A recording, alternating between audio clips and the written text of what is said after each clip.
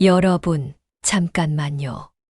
지금 당장 멈춰서 생각해 보세요. 어제 누군가에게 작은 부탁을 했을 때를 떠올려 보십시오. 그저 잠깐 이것 좀 도와줄래? 같은 사소한 요청 말입니다. 그 사람의 첫 번째 반응은 무엇이었나요? 표정은, 말투는, 몸짓은. 프리드리히 니체는 이렇게 말했습니다. 인간의 진정한 성격은 그가 권력을 가졌을 때가 아니라 가장 작은 권력도 요구받을 때 드러난다. 오늘 저는 여러분에게 충격적인 진실을 말씀드리려고 합니다. 사람의 본성을 판단하는 가장 정확한 방법은 그들에게 거창한 희생을 요구하는 것이 아닙니다. 오히려 정반대입니다. 가장 작고 사소한 부탁 하나만 해보면 그 사람의 진짜 모습이 벌거벗은 채로 드러납니다. 이것은 단순한 추측이 아닙니다. 이것은 인간 본성에 대한 가장 잔혹하고도 정확한 진단법입니다. 니체는 선악의 저편에서 이렇게 통찰했습니다. 모든 인간은 배우이다. 그러나 진정한 연기력은 일상의 가장 사소한 순간에 시험받는다. 사람들은 대부분의 시간을 가면을 쓰고 살아갑니다. 친절한 가면, 관대한 가면, 이해심 많은 가면을 말입니다. 하지만 이 가면들은 언제 가장 쉽게 벗겨질까요? 바로 예상치 못한 작은 부탁을 받는 순간입니다.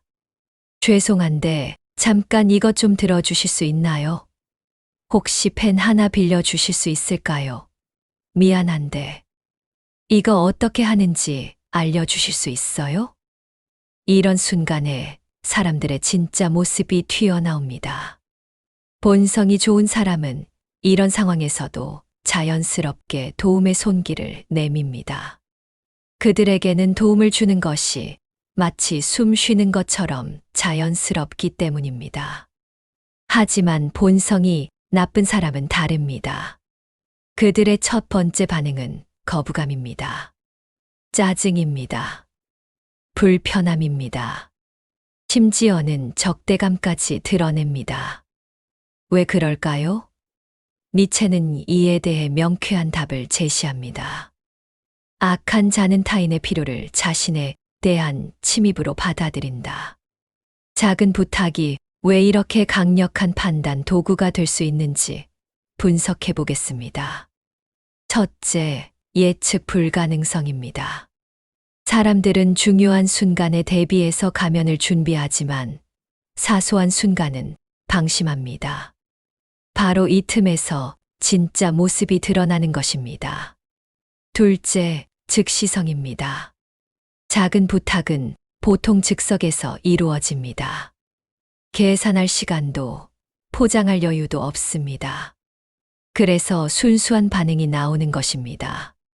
셋째, 비용의 역설입니다. 작은 부탁은 실제로는 거의 비용이 들지 않습니다. 그런데도 거부하는 사람은 무엇을 의미할까요? 그들에게는 타인을 도우려는 의지 자체가 없다는 뜻입니다. 니체는 차라투스트라는 이렇게 말했다 해서 이렇게 경고했습니다. 작은 친절조차 베풀기 어려워하는 자를 조심하라. 그들은 큰 악에 대해서도 양심의 가책을 느끼지 않을 것이다. 실제로 우리 주변을 관찰해 보세요. 작은 부탁에 인색한 사람들이 정말로 큰 문제에서도 이기적으로 행동하는 경우가 많지 않나요? 그렇다면 구체적으로 무엇을 관찰해야 할까요? 1점, 첫 번째 반응. 본성이 나쁜 사람들의 첫 번째 반응은 대개 다음과 같습니다.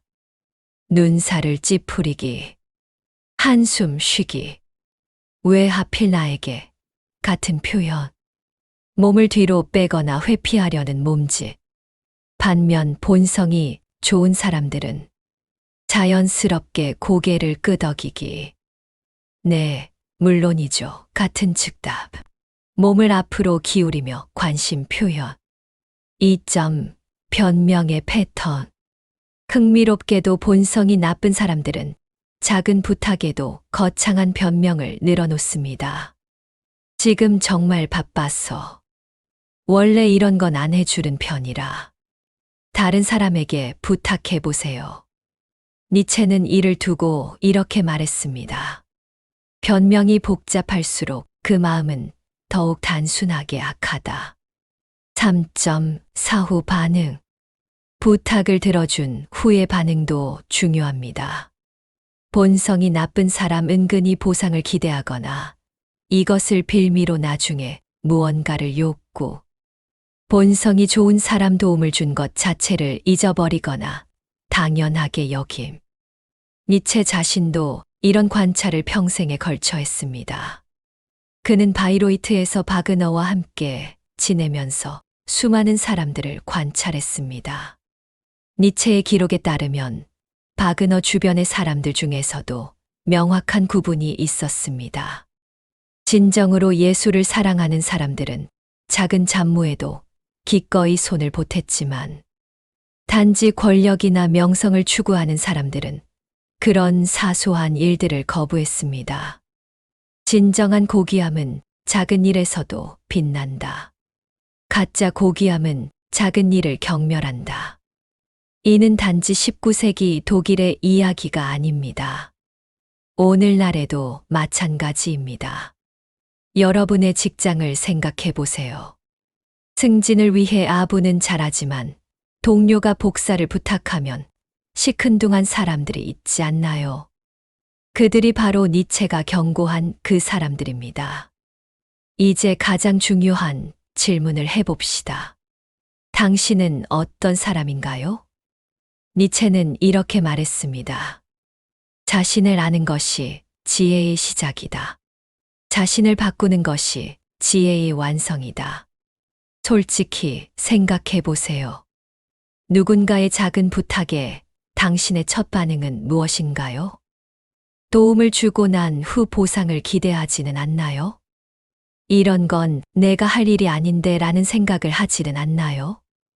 만약 이런 패턴을 발견했다면 절망하지 마세요. 니체는 인간의 변화 가능성을 믿었습니다. 인간은 극복되어야 할 존재이다. 그리고 스스로를 극복할 수 있는 유일한 존재이기도 하다. 개선의 방법. 의식적 연습. 작은 부탁을 받았을 때 의식적으로 긍정적 반응을 연습하세요. 동기의 수나 도움을 주는 이유를 보상을 위해서가 아니라 그것이 옳기 때문에로 바꿔보세요. 관점의 전환. 다른 사람의 부탁을 방해가 아니라 연결의 기회로 보세요. 니체의 마지막 메시지를 전하며 마무리하겠습니다. 진정한 인간은 타인의 작은 필요에도 자신의 위대함을 발견한다. 여러분, 내일부터 주변 사람들을 다른 눈으로 보세요. 그리고 더 중요하게는 자신을 다른 눈으로 보세요. 작은 부탁 하나가 모든 것을 말해줍니다. 그것은 거짓말하지 않습니다. 포장되지 않습니다. 계산되지 않습니다. 순수한 인간성이 그대로 드러나는 순간입니다. 그렇다면 당신은 그 순간에 어떤 모습일까요? 가면을 벗은 당신의 진짜 얼굴은 어떤 표정을 하고 있을까요? 니체가 꿈꾼 위버맨 쉬초 있는 거창한 업적을 이룬 사람이 아닙니다. 일상의 가장 작은 순간에도 인간다움을 잃지 않는 사람입니다. 오늘부터 당신도 그런 사람이 될 수 있습니다. 작은 부탁 하나부터 시작해서 말입니다. 인간이 되는 것은 예술이다. 그리고 이 예술의 첫 번째 붓터치는 언제나 가장 작은 친절에서 시작된다. 프리드리히 니체